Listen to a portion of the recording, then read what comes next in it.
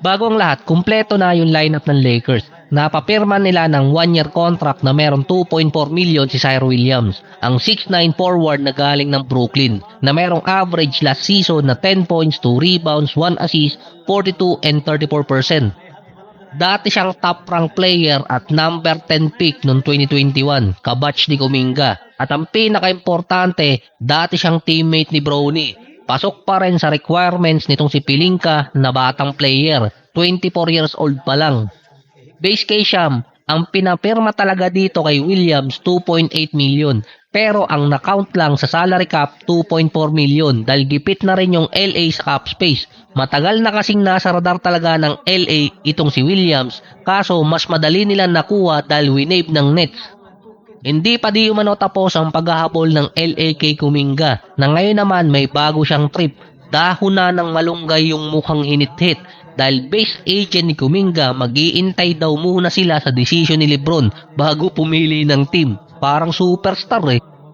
Base kasi ngayon, off the table na ang 10 million per year ng Lakers para kay Kuminga dahil nakuha nga nila si Williams. Yung ibang part ng salary cap napunta sa kanya. Posible na lang na mapunta si Kuminga sa LA kung sign and trade. Mukhang tama yung sinabi ng iba eh, na hindi na Schroeder ang mangyayari kay Kuminga kundi Christian Wood. Para mas okay pang maging Schroeder ka na lang kasi tuloy-tuloy sa NBA kaysa kay Christian Wood na nawala dati. Walang team ang gustong kumuha kay Christian Wood nun, kahit pa siya borderline all-star bago napunta ng Dallas. At nun, hinahabol din siya ng Lakers pero ayaw pa nun ni Christian Wood na mapunta sa LA. Dahil merong team ang interesado sa kanya, rumors lang pala yung Miami Heat. Hanggang nakiusap si Darvingham dito kay Wood na sa Lakers mag-sign. Parang inabot yun mula free agency hanggang August or September ata dahil walang team talaga ang gustong kumuha kay Christian Wood dahil sa ugali niya. Parang ganun lang din ang papatakan kay Kuminga. Mula sa thank you Steve Kerr ang nangyari, tama si Steve Kerr kay Kuminga. Based din sa report, marami daw kasing team ang humahabol sa kanya. Pero technically, no sense. Una doon, Bucks, full na ang roster nila. Hindi rin naman nila papipirmahin ng 25 million si Kuminga. Dahil merong pillar na contract dun kahit wala na si Giannis. Sa Cavaliers naman, loaded na sila. Mawawala ng contract si Harden at malamang minimum lang din ang ibigay dito kay Kuminga. Ang possibility na lang sign and trade. Sa Lakers naman ganun din, sign and trade na lang ang pag-asa. Si Bando kasi gusto nilang alisin. Ang Hawks naman, posibleng bumalik si Kuminga dun, kaso babaratin na siya. Hindi ko pa rin makita ngayon kung ano talagang reason kung bakit binitawan ng Atlanta Hawks itong si Kuminga kesa i-trade nila. Pwede naman nilang i-accept yung club option tapos i-trade na lang sa ibang team. Makakabawi pa sila dun. Parang sa ngayon, itinapon na lang din si Kuminga at hindi rin naman nila ino-operan. Iintay na lang nila na bumaba talaga yung value niya. Parang kakaiba yung nangyari talaga kay Kuminga sa Atlanta Hawks. Dati nag-thank you pa sila dito kay Steve Kerr. Ngayon parang wala na. Mahihirapan pa si Kuminga na makahanap ngayon ng team at yung hinahanap niyang 25 million dahil madami pang available free agent. Buti sana kung above siya sa mga player na to. Katulad ni Peyton Watson, Benedict Maturin, Bradley Beal.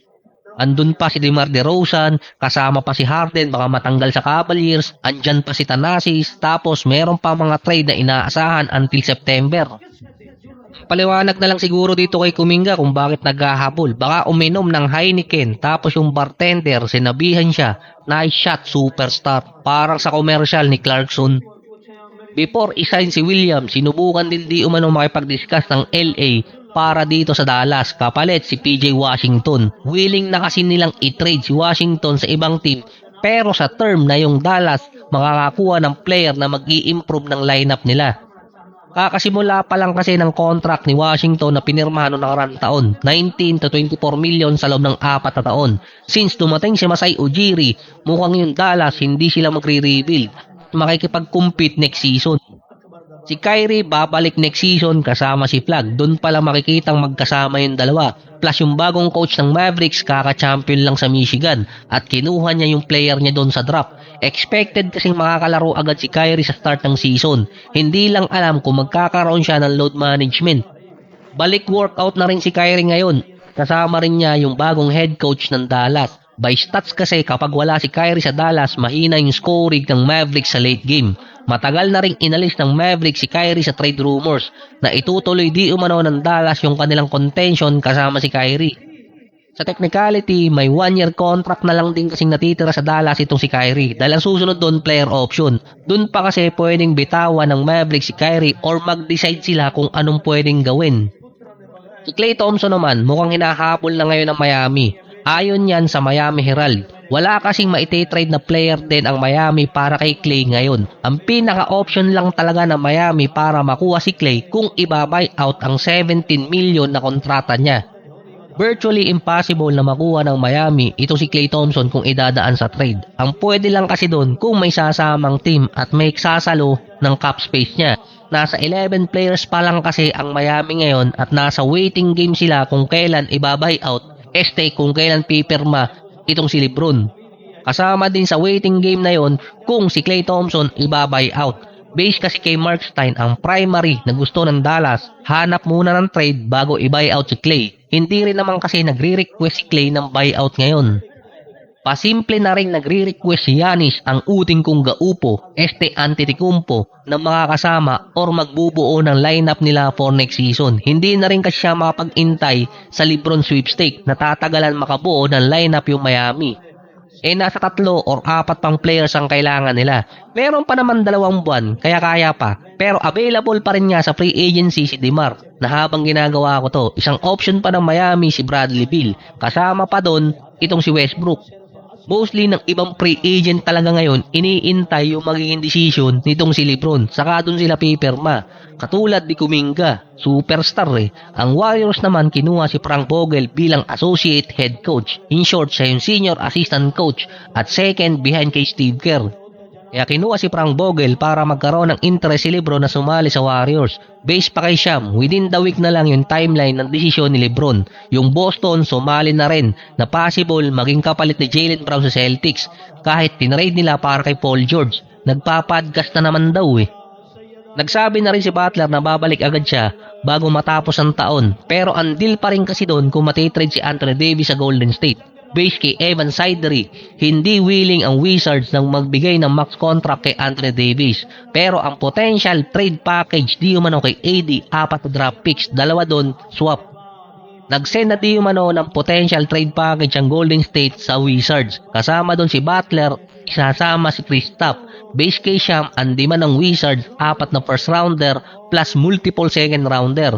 Parang pabor pa rin naman yun kahit paano. Dahil 2 lang ang unprotected at 2 yung swap. Mawawalan lang ang Warriors ng rights na i-trade yun. Yung Wizards mukhang ginigipit na rin ng Warriors dahil binigay nila yung demand dito kay Anthony Davis para maging kapalit. Pero sinabi ni Rich Paul, sino daw ang may sabi na alis si AD sa Wizards? Kundi si Anthony Davis din. Sinabi na rin ng GM ng Wizards na mag-i-stay si AD. In theory, makakahingi kasi ng additional asset ang Wizards kaya virtually impossible na makuha ng Warriors AD. Pinakamasakit pa nun, kung makuha talaga ng Warriors si Anthony Davis tapos si LeBron hindi naman sa kanila pumirma. Sayang lang din yung pinamigay nila.